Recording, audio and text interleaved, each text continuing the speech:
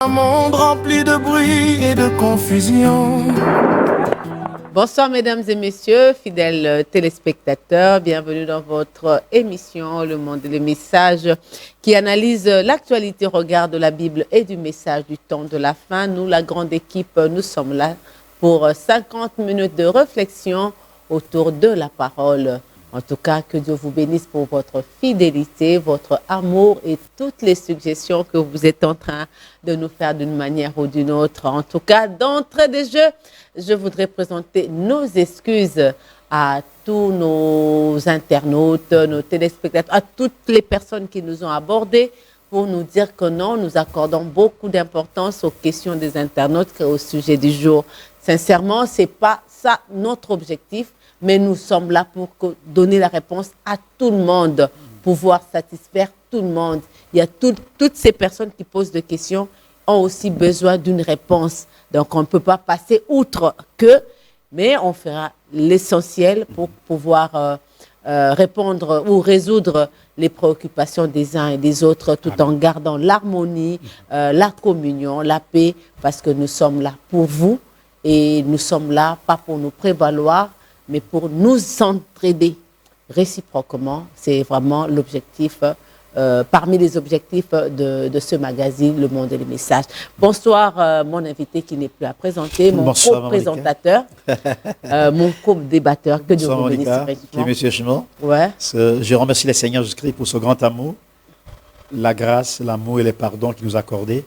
Je suis très heureux d'être à ces postes de devoir.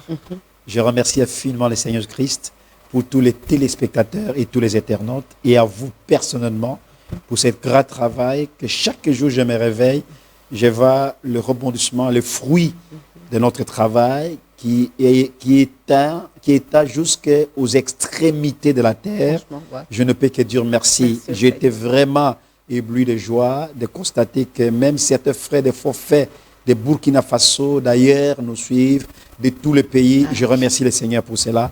Que Dieu bénisse tous les enfants de Dieu. Monica s'était expliqué, nous sommes des humains, s'il y a des reproches à faire, ce n'est pas mal. Mais c'est que vrai, nous voulons vraiment faire la volonté de Dieu, mais vous satisfaire aussi. Le problème est que l'espace est trop petit et l'état aussi. Que Dieu bénisse. Que Dieu bénisse la grande équipe qui m'accompagne ce soir. Que Dieu vous bénisse aussi, fidèle à votre magazine. Je salue le couple Mbala. Maman Mbala, Yvette, Docteur Mbala, en tout cas, eux, ils ne manquent jamais. Ils sont là, je vous bénisse richement. Je présente aussi un joyeux anniversaire au pasteur Guichel de Dolizy. En tout cas, que Dieu vous bénisse. Si la technique marche de pair avec moi, quelques photos du pasteur Guichel. Ça lui fera du bien. C'est quelqu'un qui a marché à l'époque du pasteur Barouti. Il a été ordonné au ministère par le révérend Barouti Kassongo lui-même. Je l'appelle l'homme du manteau d'Élie parce qu'il avait offert le tableau, la peinture d'Élie entre le pasteur Barouti et le prophète William Marion Branham. En tout cas, c'est quelqu'un qui aime bien les Barouti, parce qu'il était un fervent du pasteur Barouti. Je l'aime, c'est mon confident. Il est trop humble. Très humble. Il m'invite beaucoup chez lui. Il m'invite beaucoup chez lui, j'ai passé. Franchement, en tout cas, que Dieu vous bénisse depuis Dolizy. Bon anniversaire à vous. Vraiment. Merci beaucoup à la technique, en tout cas à tous ceux qui sont nés au mois de juin. En tout cas, que Dieu vous bénisse richement. Merci aussi à la grande famille Kalonji. Là, je vois Bijou, Rachel, tous les Kalonji qui suivent derrière. Que Dieu vous bénisse richement pour votre... comment on appelle ça, votre soutien. Soutien, c'est ça. Bijou, j'étais salé aussi. En tout cas, t'aime bien. Merci beaucoup. Papa Bindiadi. C'est Monica. Papa Bindiadi. C'est Monica Congolo. Les questions, ça viendra. Oui. Mais notre rubrique du prophète. Ça ne marque pas. Ça, c'est quand même le déjeuner. Il y a un frère de Canada qui m'a dit comment vous avez été inspiré de ça. Mais ça, c'est une façon comment dirais-je, de rendre encore plus agréable le monde et les messages. Et toujours dans le souci de vous faire connaître ce qu'a été le parcours du prophète William Marion Branham. Quand on fait un travail, faites-le correctement, d'une manière correcte. C'est Monica, il y avait un jour, le frère Branham nous raconte une histoire. Dans un village des États-Unis, il y avait une famille qui était dans un village Le papa était mort et a laissé cette femme avec un bébé de moins d'une année, une jolie fille. Il se fait que la maman est partie puiser de l'eau et la maison était restée sous le feu. La maison était brûlée. La jeune fille ou la fillette était dans la maison qui a pris feu. Tous les villageois sont venus pour observer, contempler l'événement. Personne n'est entré dans la maison pour sauver cette jeune fille. Sa maman était allée puiser de l'eau. Quand elle est rentrée, on l'a appelée. La maman a pris sa couverture. Elle a imbibé dans l'eau. La maman est entrée dans la maison. Elle a accepté de se brûler la figure pour aller sauver sa fille unique. Et la maman est sortie avec la fille. La fille était sortie saine et sauve. Et la maman était brûlée, la face défigurée, les oreilles défigurées, la brûle à tout le corps. C'était une cicatrice pour la maman. La jeune fille était grandie. Et Dieu l'a fait grâce. Elle était mariée dans une ville des États-Unis, dans un bon mariage et consort. Et un jour, sa maman était venue pour la rendre visite. La fille a préparé de faire un anniversaire géant. Elle a invité ses amis. Vous savez, quand on prend un peu les moyens, on est dans une haute classe, On top devient classe. international. Oui. Ben oui, Donc, elle a oublié tout ça, ce qu'elle a fait. Sa maman était là. Elle a pris sa maman et l'a cachée dans une maison. Et la fille a fait une fête terrible à l'occasion de rien. Elle a invité ses amis et les gens des villages et consorts. Elle a négligé sa propre mère qui l'a sauvée.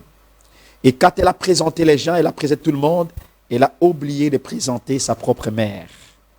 Avant la fin de l'événement, le papa des villages est sorti pour dire, excusez-moi, je vais vous dire une chose certaine. Je suis écœuré, je suis estomaqué de constater que dans cette vie, même les enfants sont devenus ingrats. L'homme a fait sortir la maman de cette fille parce que la fille avait honte de sa maman, de l'état qu'elle en mettait brûlée par Alors le que feu. c'était pour elle qu'elle C'était était- pour elle Franchement. que la maman était brûlée, mais la fille, parce qu'elle est en ville, elle est devenue belle et qu'on soit mariés, elle a oublié même sa propre mère. Et l'homme a dit, écoutez, votre collègue, elle est ingrate, elle n'est pas sérieuse. Si elle est devenue telle qu'elle est aujourd'hui, c'est grâce à ta maman. Nous étions du village. Nous avons vu comment la maison a été incendiée. La fille est à l'intérieur. La maman a sacrifié son corps. Regardez, cette jeune femme, sa maman qui l'a mise au monde était brûlée à cause d'elle. Qu'elle ait fait comme ça. Et tout le monde à la fête a dit, non, tu es méchante, tu es méchante. Frère Branham dit, c'est la même chose que les églises et l'humanité fait avec Jésus-Christ. Dans Marc chapitre 8, verset 38, Jésus a dit, celui qui a honte de moi et de ma parole, j'aurai honte de lui devant mon Père et devant les 16 anges. Et Frère Branham dit, si Jésus a honte de vous, c'est-à-dire il vous rejette. Aujourd'hui, il y a beaucoup de gens qui ont honte même de ces messages. Il y a beaucoup de gens qui ont honte de Jésus. Il y a beaucoup de gens qui ont honte même de témoigner de Christ. Il y a beaucoup de gens qui ont honte même de parler de Jésus, de ce qu'il a fait dans leur vie. Si vous avez honte de Jésus et de sa parole, vous avez honte du message, de témoigner ce que le messager a fait, Dieu aussi aura honte de vous. N'ayez jamais honte de Jésus et de sa parole. Que Dieu bénisse. Waouh! L'ingratitude. Amen. Avoir honte de quelqu'un, Amen. c'est vraiment un vice Amen. à ne pas désirer. Amen. Deuxième rubrique. Sermonica, très gentil, que citation Dieu bénisse. dominicale. Ouais. Je vais aller vite pour ne pas Amen. grignoter les minutes. Exactement. Ouais. Sermonica, les 9, c'est lui obligatoire de Jésus. Le 9, C'est lui obligatoire de Jésus. celui. C'est lui. Wow. Jésus a dit c'est lui, c'est lui, c'est lui. Et il a cité 9 9 fois fois c'est celui. lui. Ça, c'est le C'était docteur Benja dit. obligatoire. Vous emmenez encore du nouveau. Alors que nous vous avons suivi les vendredis, nous, on connaît le triangle des Bermudes. Mais aujourd'hui, on a connu un triangle dans le message qui est, vous là, on va chercher là où vous déterrez tout ça. Je pense que les jours que je mourrai, les gens connaîtront qu'il a déjà dit. Franchement. J'aime bien mes frères, c'est Monica. Oui. Alors, dans Matthieu chapitre 10, verset 37, Jésus a dit c'est lui. 9 fois. Celui qui aime son père et sa mère plus que Jésus-Christ n'est pas digne de Jésus-Christ. Celui qui aime son fils et sa fille, comme Sœur Monica aime ses enfants, si vous les aimez plus que Jésus, vous n'êtes pas digne de Jésus. Sœur Monica, celui qui ne prend pas sa croix et ne suit pas Jésus-Christ n'est pas digne de suivre Jésus-Christ. Sœur Monica, celui qui conserve sa vie la perdra. À cause de la parole, vous conservez votre vie. C'est mon cas. Celui qui perdra sa vie à cause de Jésus-Christ la retrouvera. C'est mon cas. Celui qui vous reçoit, qui reçoit un serviteur de Dieu, reçoit Jésus-Christ. Celui qui reçoit Jésus-Christ, qui reçoit celui qui l'a envoyé, reçoit Jésus-Christ. Celui qui reçoit un prophète en qualité de prophète reçoit la récompense du prophète. Ça, c'est dans, vous avez dit, vous lisez dans Matthieu chapitre 10, verset 37-41. Matthieu 10, 37-41. Okay. Je disais, celui qui reçoit un prophète à qualité de prophète a la récompense du prophète. Comme nous avons reçu Branham comme étant un prophète de Dieu, nous avons la récompense du prophète. Et la récompense du prophète, nous sommes les amis du prophète. C'est mon cas pour terminer. Oui. Celui qui reçoit un juste, c'est-à-dire ton frère et ta soeur, à qualité de juste, recevra la récompense de Jésus. C'est mon cas. Car Jésus dit ceci. Car je dirai au méchant, tu mourras. Si Jésus dit au méchant, tu mourras. Si un prédicateur n'avertit pas le méchant pour lui dire de se détourner de sa méchanceté, de sa mauvaise voie, pour lui sauver la vie, le méchant mourra certainement de son iniquité. Et moi, l'Éternel, je te redemanderai son âme. Prédicateur, Binjadi, avertis le peuple de Dieu. C'est mon cas. Je te redemanderai son sang. Mais si tu l'avertis, tu avertis le méchant, qui se détourne de sa méchanceté et de sa mauvaise voie, il ne mourra pas dans son iniquité, et toi, tu sauveras son âme. Ton âme plutôt. Amen. C'est mon cas. Si un juste se détourne de sa justice et fait ce qui est mal, je mettrai un piège devant lui. Dieu met des pièges devant les justes. Il mourra parce qu'il ne l'a pas averti. Il mourra dans son péché. On ne parlera plus de la justice, de ce qu'il a pratiqué. Je redemanderai son âme. Mais si tu avertis les justes de ne pas pécher et qu'il ne pêche pas, il y vivra parce qu'il s'est laissé avertir par toi. Tu sauveras son âme. C'est mon cas.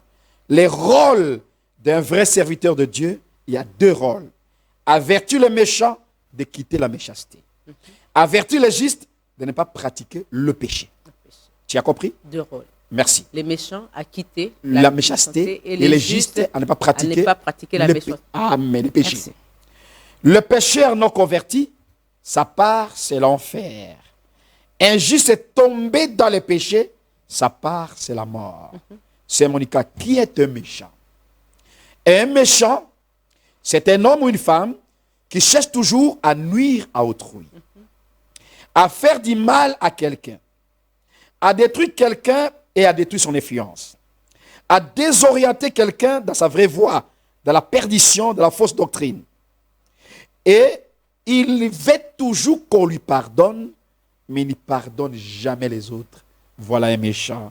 Ma Monica, le monde n'a pas besoin de voir Jésus et de connaître Jésus. Le monde a besoin de voir et de connaître Jésus au travers de la sœur Monica, de la vie que vous menez. Le monde a besoin de voir Jésus au travers de votre marche, ma Monica. Car les discussions, les chamaillages, les incompréhensions, les mauvaises pensées, les manques de conduite ou les conflits dans un couple, ils engendrent toujours le manque de respect et les soumissions. Je répète, car dans un foyer ou dans un couple, il y a des discussions, des chamaillages, des incompréhensions, des mauvaises pensées, des manques de respect qui entrent dans les couples, cela engendre le manque de respect et les soumissions. Et à la fin des comptes, ça engendrera le divorce. Ma Monica, servir Dieu avec l'idée de gagner l'argent et d'être populaire, c'est être éliminé de la course éternelle. On ne se marie pas avec une femme simplement parce qu'elle est belle. On ne se marie pas avec une femme seulement parce qu'elle est la fille du pasteur.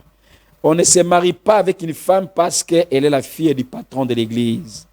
On se marie avec elle parce qu'elle a un caractère chrétien. Elle est vertueuse. Elle est née de nouveau. Le contraire, c'est la carie dentaire et la louve. La louve, c'est le féminin d'un loup, ouais. qu'on appelle louve, que vous avez épousé dans votre maison. Que Dieu vous bénisse. No comment. No comment. No comment pour ce soir. Amen. Nous acquiesçons. Amen. Parce que c'est la Bible qui le dit. Amen. Quand la Bible parle, non, Non, c'était. Tout à fait. Je salue un couple. Oui. Allons-y. Non, saluez. Je voulais saluer un couple en Angola qui nous a appelé Frère Pedro. Oui, et la sœur Gloria. Gloria, avec tous les enfants malachés qu'on sort. Très belle famille. Oui, que Dieu bénisse aussi le frère. Oui, c'est lui qui vient d'ailleurs de m'envoyer un texto, le frère Pedro, depuis l'Angola. Voilà. Il dit, Shalom, sœur Monica, veuillez me pardonner pour la question. Pourquoi souvent vous passez votre émission, Le Monde et les Messages, seulement avec l'unique pasteur? Et pourquoi pas les autres pasteurs et les autres fidèles du message du temps de la fin, y compris nos différents tabernacles?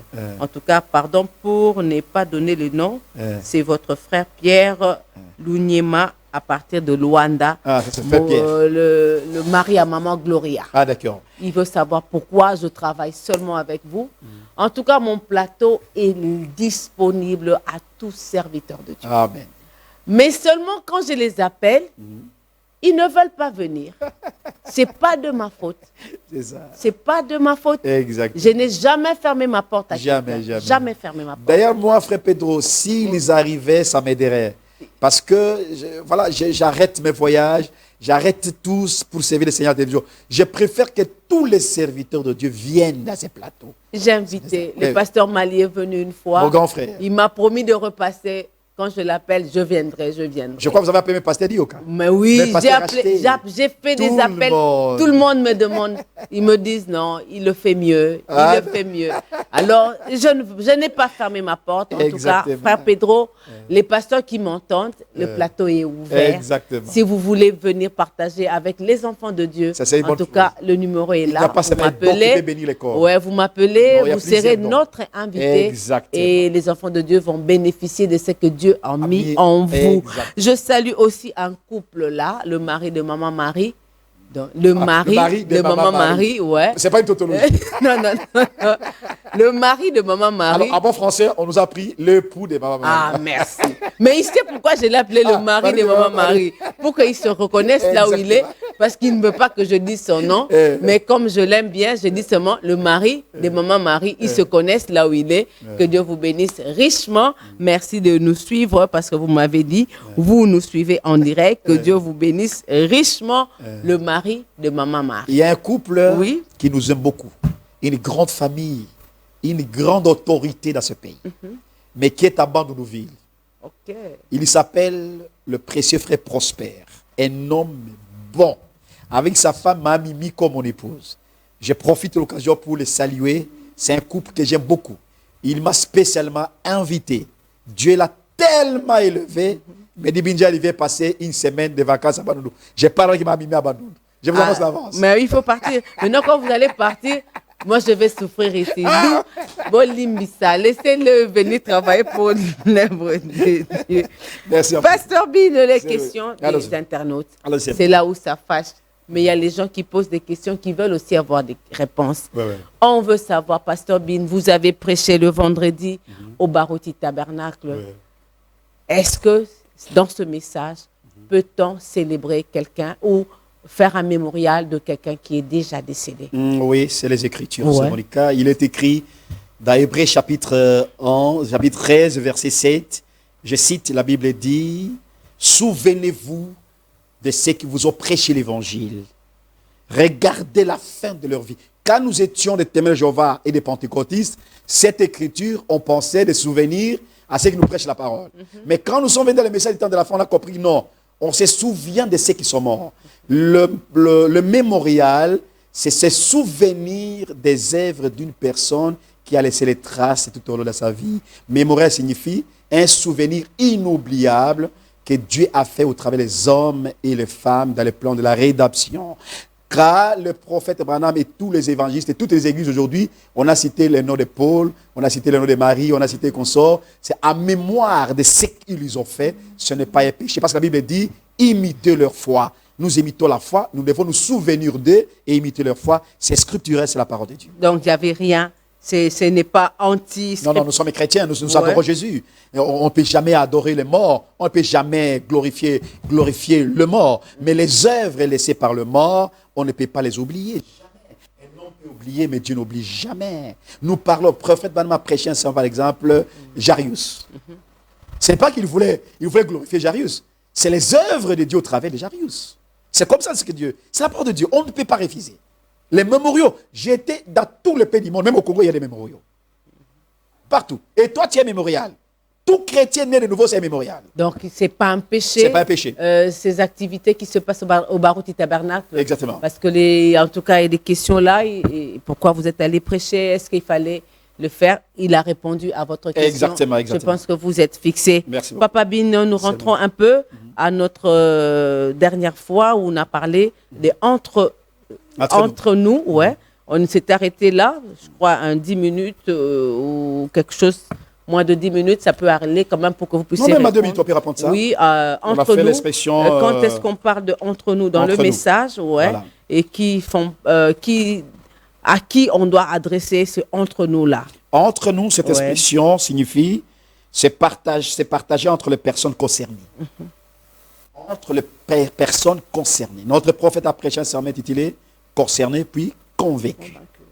Entre nous, c'est les personnes qui sont concernées sur une réalité ou une vérité quelconque. Ce qu'on appelle entre nous.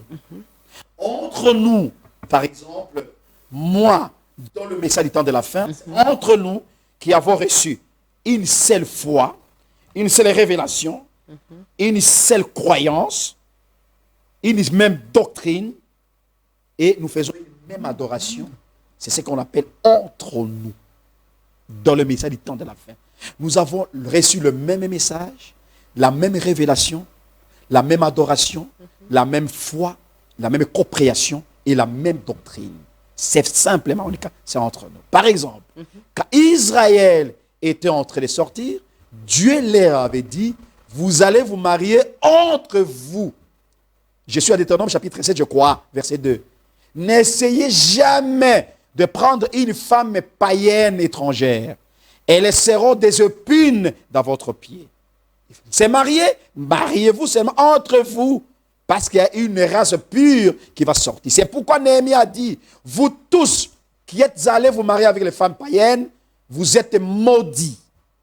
La conséquence des sorties entre nous, c'est la malédiction, c'est la mort, c'est la perdition. Il y a 5 choses comme ça, j'ai oublié d'autres choses. Entre nous, c'est qu'on crée la même parole. S'il y a les catholiques entre eux, c'est entre les catholiques. Mais nous qui sommes les croyants du message, c'est entre nous. Nous avons la même compréhension, la même foi et qu'on sort. Et donc, si je comprends bien entre nous, même ceux qui croient à Abraham qui est Dieu. Non, mais là, ils ne sont pas entre nous. Parce que nous, dans notre foi, nous avons fait l'émission avec vous. Oui. Qu'est-ce que nous croyons? Ça fait longtemps, tu te rappelles? Oui. Nous croyons qu'il y a un seul Dieu qui a créé le ciel et la terre, son nom c'est le Seigneur Jésus-Christ. Mais si quelqu'un commence à adorer Branham, mais il n'est pas entre nous. J'ai dit l'adoration fait partie d'entre nous. Lui adore Branham, mais nous adorons le Seigneur Jésus-Christ. Vous voyez ça? Déjà une contradiction, il n'est pas entre nous. C'est un idolâtre pour commencer. C'est une bande de sorciers, excusez-moi, je ne géris pas. Donc, il faut avoir quelqu'un qui partage la même foi. La même foi, la même croyance, la même doctrine et la même adoration. Parce que la Bible dit, le vrai adorateur adore le Père en esprit et en vérité. C'est entre nous. Entre nous. Je pense que j'ai fini avec les questions des internautes. Merci, et nous entrons dans notre sujet de ce soir. Quelle est la maladie de l'Église? Amen. Quelle est la maladie de l'Église? Fait suite à une émission qu'on a... un sujet qu'on a eu à relever ou à soulever le 17 mai. Les églises aujourd'hui dans un état comateux qu'on n'avait pas tellement parlé. Les gens m'ont dit, mais vous nous avez laissé dans la soif. Et nous revenons ce soir pour pouvoir parler sur quelle est la maladie de l'Église. Les diagnostics faits aujourd'hui sur les églises, toutes tendances confondues, que ce soit du message, réveil, catholique, en tout cas, renseignent au regard de tout ce qui sévit. entre les serviteurs de Dieu eux-mêmes, Amen. parce qu'ils prennent les chairs comme des champs de bataille. Amen. Là où ils vont venir s'insulter, Amen. c'est Se glorifier dégrader. et Ouais. rejeter Jésus. Et Tout à fait. Entre serviteurs de Dieu et fidèles. Donc, il y a même de ces serviteurs de Dieu là qui ne veulent même pas s'approcher de leurs fidèles, mais la dîme du fidèle est bonne à prendre. Il ne veut pas soutenir même les fidèles. L'offrande du fidèle Voilà. est bonne à prendre, Mange. mais le fidèle ne peut pas s'approcher de lui parce que c'est Et beaucoup de gens refusent d'aller à l'église. entre fidèles eux-mêmes aussi, Amen. où il y a beaucoup d'escroqueries, il y a Amen. ceux qui épousent, Amen. comme Amen. vous venez de dire, entre nous, mais ils font souffrir les autres, faux frères et dont tout nous ça, avons les pas la faux pas frères passé. et les frères faibles Faibles. et tout ça. Et puis que les églises sont malades. En tout cas, on a comme l'impression qu'ils sont très malades et dans un état comateux. Alors, moi, la question qu'on se pose ce soir, n'y a-t-il pas de baume en Galade? N'y a-t-il pas de véritables serviteurs envoyés de Dieu? Ou n'y a-t-il pas de chrétiens nés de nouveau, la vraie parole au temps de soir pour conduire les enfants de Dieu? Qu'est-ce qui se passe réellement dans nos églises? Pourquoi tous ces scandales, là où on croirait, on est tué, là où on se croirait être en sécurité et avoir même la vie éternelle? En tout cas, vraiment, quelle est cette maladie-là que souffre l'Église aujourd'hui pour l'amener à de tels diagnostics ou à de telles situations où on se demande si elle va mourir le matin ou à midi, le soir? Très bien, c'est Monica. Ouais. C'est une très belle émission qui peut nous prendre même 2 ou 3 semaines. Mais on va poser les bases pour aider les enfants de Dieu à comprendre cette belle émission. Tu peux nous lire Apocalypse chapitre 2, verset 20, 23. Apocalypse 2. 20, 23. Apocalypse. Attendez, je suis là. Apocalypse 2. 20 au 23. C'est ce qu'on appelle l'églicide. L'églicide, c'est la maladie qui a tué l'Église. C'est notre thème, c'est notre sujet. Vous avez fait L'églicide. Églicide. Églicide. Waouh. C'est un nouveau terme. Quelle est la maladie ou le virus qui tue les églises, qui a tué les églises? Nous avons le certificat de décès de toutes les églises. Donc, vous allez écouter des bonnes choses. L'églicide. L'églicide. Ok. Oui, c'est Apocalypse. Il y a un frère qui a dit de noter, mais il faut noter, bien sûr. Mais parce que. C'est L'églicide. sérieux, l'églicide. Voilà. Non, non, je suis dans Apocalypse Chapitre 2, verset 20, 23. 23. 20, 23. C'est sérieux. Mais ce que j'ai contre toi, c'est que tu laisses la femme Jézabel, qui se dit prophétesse, enseigner et séduire mes serviteurs Amen. pour qu'ils se livrent à l'impudicité Amen. et qu'ils mangent de viande sacrifiée aux idoles. Je lui ai donné du temps afin qu'elle se repentisse et elle ne sait pas, elle ne veut pas se repentir de son impudicité. Voici, je vais la jeter sur un lit et l'envoyer dans une grande tribulation à ceux qui commettent adultère avec elle, à moins qu'ils ne se repentent de leurs œuvres. Chapitre 3, verset 3, 15, 17. 15, 17 dit ceci. Il dit, attendez, 15, 17 dit ceci. Je connais tes œuvres, je sais que tu n'es ni froid ni bouillant. Amen. Puisses-tu être froid ou bouillant? Amen. Ainsi, parce que tu es tiède et que tu n'es ni froid ni bouillant, je te vomirai de ma bouche. Amen. Parce que tu te dis, je suis riche, je me suis enrichi et je n'ai besoin de rien. Et parce que tu ne sais pas que tu es malheureux, misérable, pauvre, aveugle et nu. Je te conseille d'acheter. Et tu ne le sais pas. Tu as oublié ça? Non, non. Ça, je commençais par là. Elle dit, je me suis enrichi et je n'ai besoin de rien. Et parce que tu ne sais pas Ah, voilà. que tu es malheureux, Ok. misérable, pauvre, aveugle et nu. Je te conseille d'acheter de moi de l'or éprouvé par le feu, afin que tu deviennes riche, et des vêtements blancs, afin que tu sois vêtu et que la honte de ta nudité ne paraisse pas, et un collier pour un de tes yeux, afin que tu vois. Sœur Monica, la première fois que ce terme mot église est apparu dans la Bible, c'est dans Matthieu chapitre 16, verset 13 et 18. Je vous épargnerai de lire. Oui. Parce que nous parlons de l'église. Ouais. Tu veux lire? Non, il y a quelqu'un qui m'a envoyé. Je m'excuse, il m'a dit, je n'ai pas posé sa question.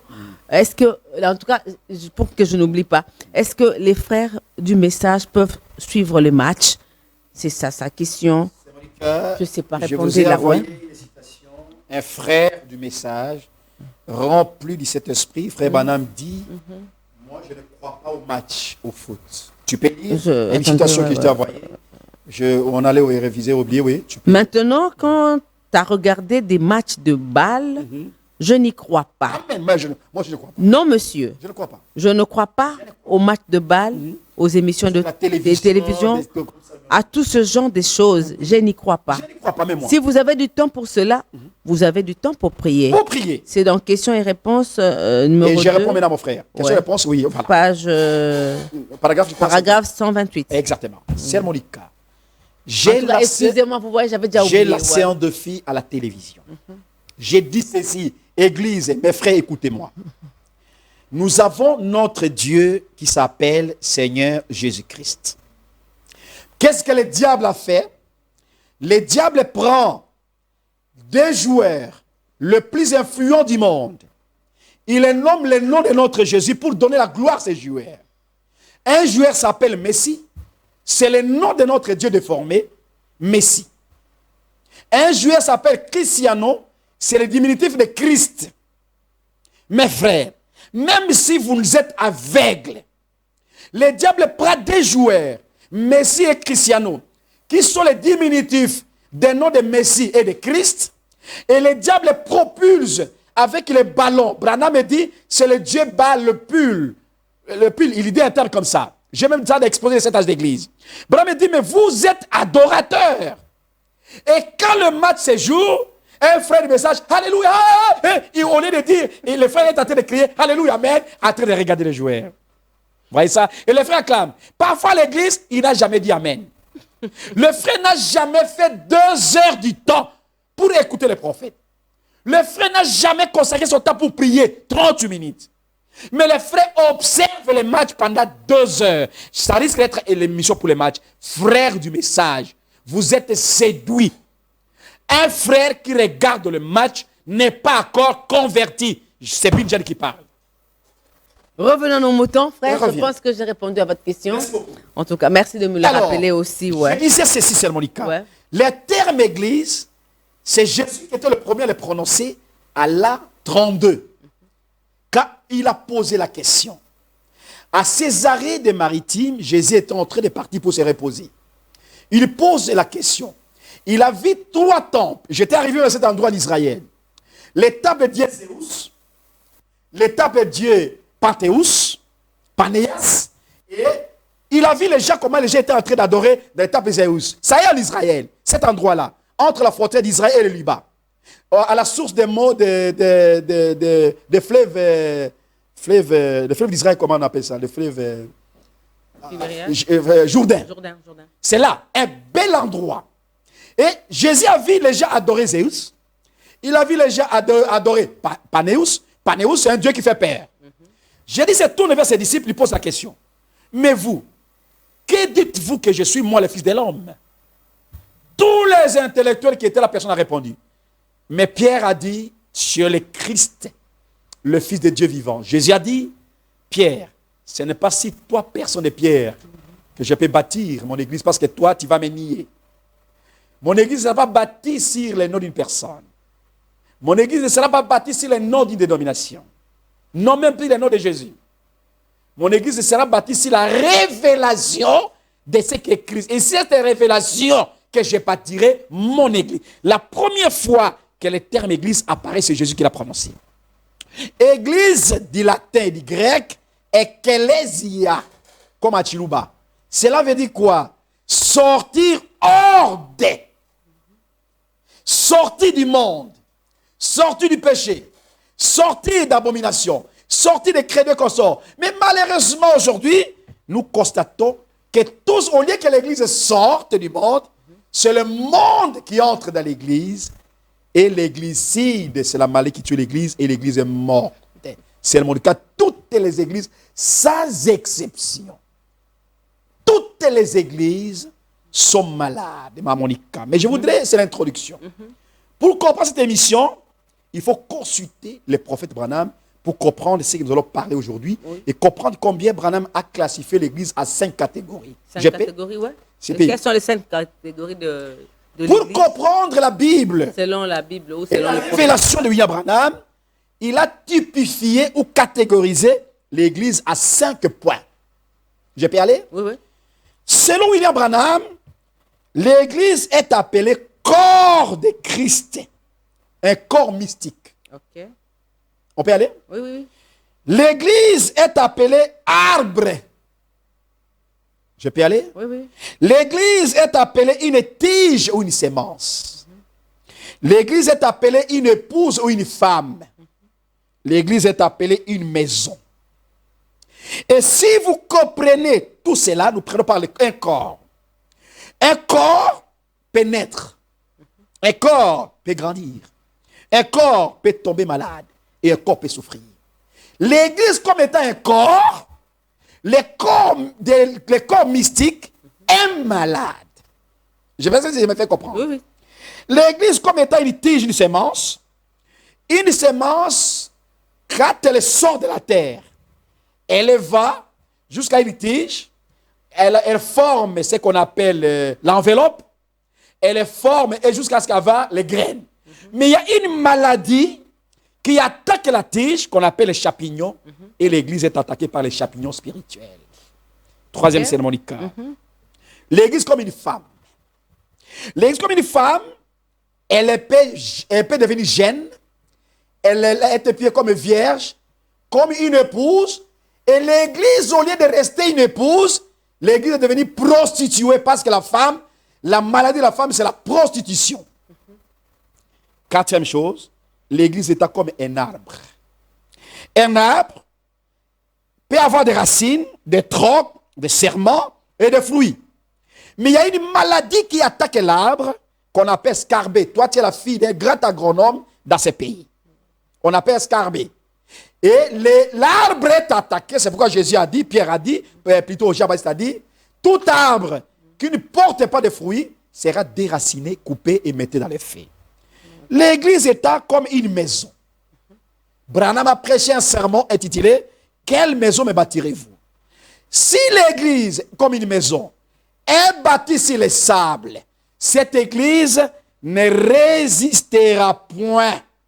Voilà, pour comprendre la maladie de l'Église, il faut d'abord catégoriser, selon William Branham, les 5 catégories de l'Église. Nous parlons de l'Église état comme un arbre, comme une maison, comme une tige, comme quoi encore? Comme un corps, comme une femme. Ouais. Alors c'est là que je voulais avoir donné de précision dans quel contexte on peut parler et on va avancer, c'est Monica. Merci. Maintenant, quand vous parlez de l'Église comme corps mystique, voilà. Ça c'est de quelle Église que vous voulez parler? L'Église comme un corps mystique, ouais. C'est toute Église qui accomplit un Corinthiens chapitre 12, baptisée par un même esprit pour former un seul corps, baptisé du Saint-Esprit pour former un corps mystique. Cette Église-là, c'est ce que Jésus a répondu, que même les séjours des morts ne peuvent jamais dominer si cette Église, peu importe, cette Église. Et Branham vient nous dire que cette Église, au temps de la fin, est appelée l'épouse, la chérie de l'époux. Une bonne question. Et arbre que l'escarbé est en train de ronger. Cet arbre que l'escarbé est en train de ronger, le prophète a prêché un sermon intitulé « La restitution de l'arbre épouse ». Mais cet arbre-là, William Branham, quand il a loupé, le docteur Branham, quand il a loupé, il a trouvé 13 maladies avec l'examen médical. Branham a trouvé 13 maladies dans cet arbre-là. On va revenir plus tard. Et la femme comme prostitution? Cette église appelée la femme, depuis le conseil de Nicée, l'église catholique, qui était une église chrétienne, à la 325, elle s'est prostituée avec la politique, elle s'est prostituée avec la magie, elle s'est prostituée avec le monde, et cette église était devenue une église prostituée avec ses filles, parce qu'une femme prostituée ne met au monde que des filles prostituées parce qu'elle s'est organisée. Église sémence, la tige. Ouais. Cette église sémence-tige, quand elle était morte au conseil de Nicée, après Pentecôte, 300 ans, l'église était morte. Mais après 900 ans, 1200 ans, on a vu cette église commencer à germer avec Luther, la justification. On a vu avec Wesley la sanctification. On a vu avec les pentecôtistes la restitution des dons, la restauration des dons. Et à la fin, on a vu cette tige-là arriver à la fin, la personne du Seigneur Jésus-Christ, que Branham appelle l'autorité suprême de Jésus, revenir la totalité de la révélation de la parole avec William Branham pour donner le fruit au temps de la fin. Et enfin, une église maison. La maison, quelle maison me bâtirez-vous? L'église, tu poses de bonnes questions, maman, je t'aime bien. Église comme une maison. Ouais. Si une maison est bâtie sur le sable, ça le fondement nécessaire de la stature d'un homme parfait, cette maison ne résistera jamais. Une maison comme une pyramide, l'église est construite par la foi comme fondement fondamental. L'église est construite par les vertus, la puissance du Saint-Esprit. L'église est construite par la connaissance de la vraie parole de Jésus-Christ. L'église est construite par la patience, la maîtrise de soi, la patience, la piété, l'affection fraternelle et la confiance qu'on appelle la pierre de fête. Voilà une église qui est une maison bien construite. La maladie de l'église. Très bien, c'est bon. L'églicide, Églicide. comme vous l'avez dit. Amen. L'église a le champignon. Amen. Et il est dans la elle est dans la prostitution. Il y a l'escarbet qui est en train de ronger. Et cancer. puis, il a Le cancer qui a rongé le corps. Parce que le corps souffre d'une maladie appelée cancer. Waouh. Alléluia. Et quelle est la maladie ou quelles sont les maladies aujourd'hui qui ont amené l'église dans cet état? Sœur Monica, pour comprendre cette maladie, Oui. nous devons consulter le docteur William McDonald. La plus grande maladie qui a tué l'église, qu'on appelle l'églicide, c'est d'abord l'organisation ou la dénomination qu'on appelle le péché d'incrédulité. Organisation. Quand l'église a commencé à s'organiser, pour commencer bien, je vous ai envoyé la citation sur investissement, des citations que tu peux nous lire, pour que nous puissions bien comprendre cette bonne leçon. Et vous Dans la avez, problématique. vous m'avez envoyé, paragraphe 157, Et ça, 58. les investissements, prêché le 3 Exact. août 63. Écoutons le prophète. Vous ferez mieux de faire attention à ça. Amen. Si ce n'est Faites pas la attention. parole, laissez donc cela de côté. Amen. Amen. Amen. La parole, ce sont des faits réels. Amen. Et la vérité, pas une interprétation personnelle. Ah, voilà la maladie de l'église. L'interprétation personnelle. Allons-y, allons-y. C'est écrit tel que si Dieu va juger l'Église par la Bible, alors la Bible, Dieu a veillé sur elle pour la garder et elle est écrite Amen. Gloire au telle qu'elle devrait être écrite. Pas d'interprétation Seigneur. particulière. Les méthodes, les interprètes dans un sens, les baptistes dans un autre et tout. Et puis arrivez-en à la confrontation, aucun d'eux n'est dans le vrai. Alléluia. Tu as compris ça? Oui. Aucune organisation Donc, c'est ça. n'est dans le vrai Les quand vous êtes prêté. Ouais, les méthodistes l'interprètent dans un sens, Voilà. les baptistes dans un autre et tout. Et puis, arrivez-en à la confrontation, aucun d'eux n'est dans les vrais. Voilà. C'est de la conception humaine et c'est là qu'il s'égare. Ah, voilà l'égarement. Paragraphe 58, il dit « Chaque fois que Dieu a suscité un grand fondateur comme Luther, Wesley, John Smith, Calvin Cox, Finney, Moody et d'autres comme cela, alors après leur mort, les gens formaient donc une organisation. On avait là un groupe des bons universitaires, ils y injectent Alléluia. Les leur intellectuels. propre interprétation et former une organisation et y mourir la même. Ah, tu as compris. Et nulle part dans l'histoire, aucune église qui était devenue une organisation ne s'est donc réveillée Amen. dans l'église comme cela. Amen. L'église mourait aussitôt qu'elle était Ah, organisée. tu as compris. Avant que vous puissiez comprendre les maladies, Oui. la conclusion que toutes les églises organisées sont mortes. Sont mortes. Sont mortes. Donc, Alors, il faut me poser la question, l'organisation, laquelle est dans les c'est combats? ce que j'ai dit. L'organisation amène la mort. Ah, automatiquement. Quelle que soit l'église. Quelle que soit, avec Mais un seul principe, avec- quelle que soit l'église, Ouais. Monica. S'il y a l'interprétation humaine, Amen. moi je vois, Amen. moi je comprends, Uh-huh. moi je crois, Uh-huh. moi je. Contraire à la Bible, moi, c'est en la tout cas, mort c'est qui la mort. s'installe. Et pour votre information, Oui. et un principe sacro-saint. Branham me dit, quand une église meurt, même les membres de l'église meurent, ainsi dit le Seigneur. Si l'église catholique était déjà morte, que je vous assure qu'elle était morte, j'ai le certificat de décès de l'église catholique, même les membres, s'ils ne sortent pas, selon Dieu, les membres de l'église catholique sont morts. Et pourquoi elles sont mortes? Parce que l'église, là-bas, il y a le nom de Jésus qui est élevé, il y a les signes et les miracles peut-être qui accompagnent, les membres de l'église sont bénis, et comment dire que cette église... Parce qu'il y a un virus appelé organisation Ouais. qui amène l'interprétation contre la parole de Dieu. Je vous salue Marie, la Trinité et d'autres choses là. Mais le que prophète, les gens quelque croient. part, les gens soutiennent ça par cette citation, que chaque église devrait avoir sa doctrine. La Donc, doctrine ouais. de l'Église dont il est en train de parler, c'est par rapport aux vrais enseignements et la compréhension. Il ne dit pas de la doctrine aller à la contre de la parole de Dieu. La doctrine comme étant une compréhension singulière des Écritures. Parce que chaque Écriture a double application. Tout à fait. Voyez ça? Tout à fait. C'est exactement ça. Tout à fait. Ce n'est pas dire que parce que là, catholique, là, avoir sa doctrine. Mais ramenez votre doctrine aux saintes Écritures. Si ce que vous prêchez, vous enseignez un contraire comme les pentecôtistes qui permettent que les femmes prêchent, mais nulle part la femme ne peut pas prêcher.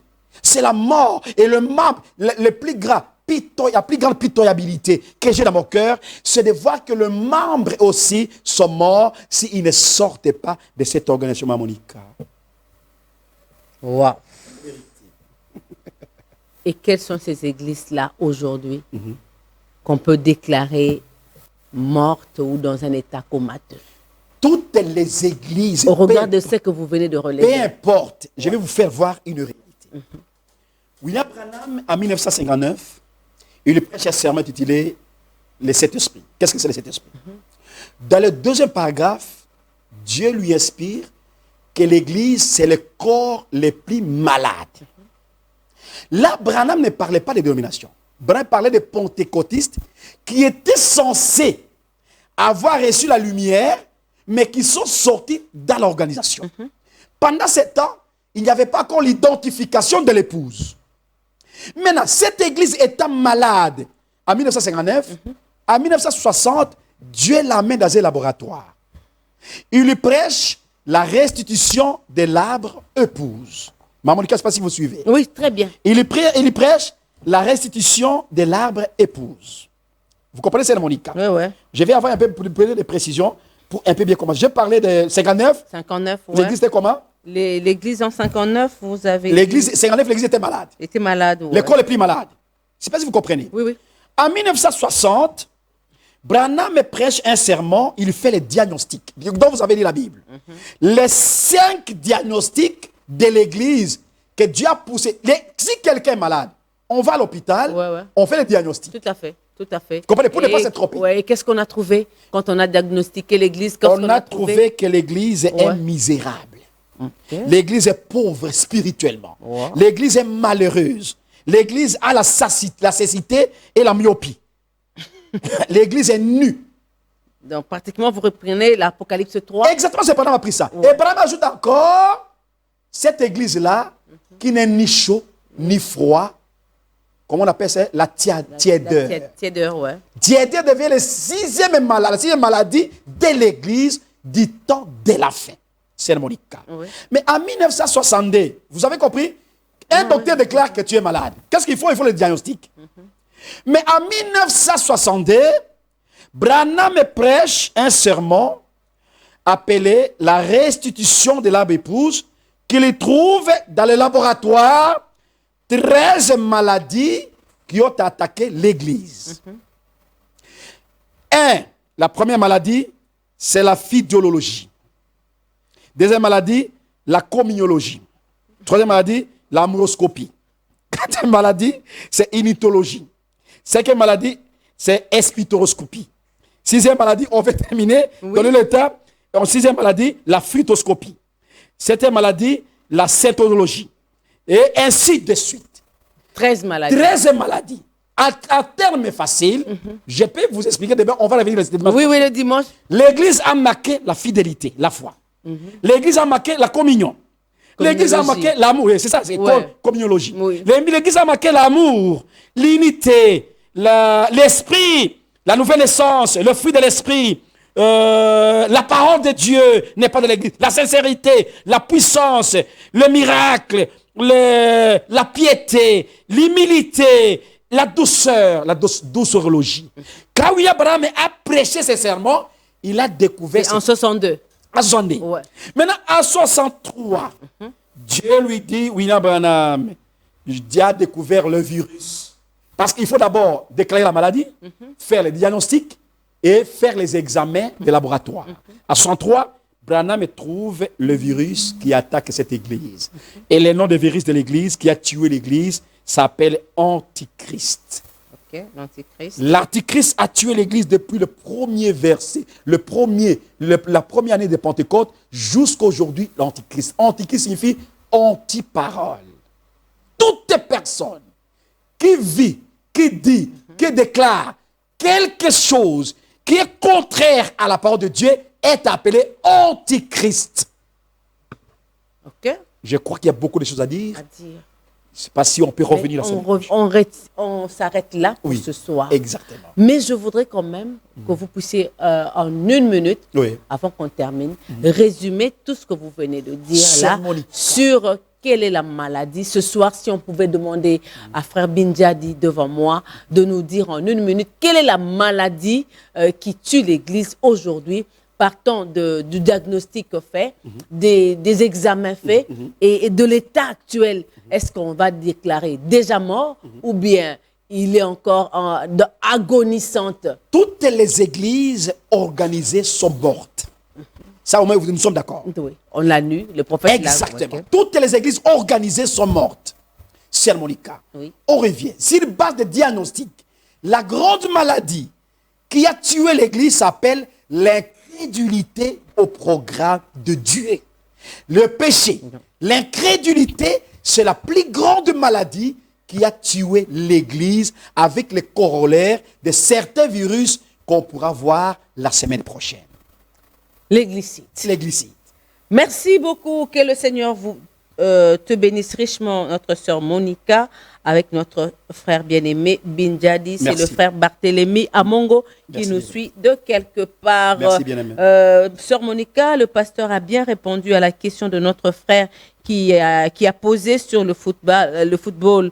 Pardon, j'aurais besoin de cette belle réponse du pasteur. Si vous avez enregistré dans votre compte, vous pouvez m'envoyer la vidéo ou l'image, s'il vous plaît. C'est toujours votre frère Pedro depuis Luanda, l'Angola. Merci. Qui d'autre a écrit? Merci beaucoup, sœur Monica. Que Dieu vous bénisse et bénisse l'homme de Dieu pour cette sagesse et sa contribution à notre édification. Merci. Papa Binjadi. Sœur Monica. L'églicide. L'églicide. Les champignons. Les champignons. Nous allons voir même les certificats de décès des églises du message. Il y a 17 certificats de décès. Mais ils sont dans la vérité. Non. Mais ils vont être enlevés parce qu'ils ont cru au message. Ils ont cru au prophète. Détrompez-vous, nous avons lu les prophètes. Non, mais ils ont cru au prophète. Ils ont cru au prophète. Mais vous dites que les autres sont dans l'erreur. Ils ont désobéi les prophètes, comme les enfants d'Israël. Quand ils sont sortis 2 millions avec 12 patriarches, 10 patriarches ont trompé la vigilance, ils n'ont pas cru, et 2 millions sont morts dans les déserts. Aujourd'hui, les certificats de décès des églises de messages sont démontrables, je vais les déclarer. Docteur Mbala, vous écoutez 17 déclarations de décès des églises de messages. Wow. On va sauter l'église de réveil, je vais les lire. Et quand est-ce que les premiers certificats de décès des églises de messages à travers le monde a été déclaré? Quand les gens ont commencé à adorer William Branham, c'est le premier certificat de décès, on y arrivera. Priez pour moi. Sincèrement, il y a beaucoup à dire. C'est 100 mots. Franchement, je termine 100 mots. Merci beaucoup. Parce qu'il dit qu'il y a 17 déclarations de décès. Et amen. Et la première plutôt, c'est quand on a commencé à adorer Branham, c'est le premier certificat de décès. Les églises, mais quelques églises de décès sont mortes depuis là. Et je vais vous en montrer 17 certificats de décès que nous avons. Je vais épargner d'autres. Waouh. C'est Monica. Pasteur Ngoï Lulendo, que Dieu vous bénisse. Révérend, là où vous êtes, En tout cas, que Dieu vous bénisse. Il rit, il sait pourquoi il rit. Je salue tous les enfants de travers Oui, du monde que Dieu vous bénisse. qui en nous tout aiment, cas. qui font des commentaires. Priez pour nous, franchement, on a trop à faire. Nous sommes combattus d'une manière ou d'une autre, vous n'avez pas l'idée, parce que nous disons la vérité. Mais venez sur ce plateau, cher pasteur, il est ouvert. Merci. En tout cas, venez apporter aussi une pierre à l'édifice des enfants de Dieu. Merci. Ils seront bénis Merci pour cela. beaucoup. Merci beaucoup, Merci. frère Bindiadi. Que Dieu bénisse. Que Dieu bénisse Merci. la grande équipe qui m'a Merci. accompagné ce soir. Merci beaucoup. Les 17 déclarations Des décès. des décès, Certificats de décès. les certificats des des décès aiguilles du des message. églises du message, nous le saurons le Merci dimanche beaucoup. prochain. Nous allons commencer à connaître un. Un, et c'est déjà déclaré. Oui, donc il en reste 16. Amen. Au revoir et à la prochaine. Que Dieu bénisse. Où la vérité se perd dans les traditions.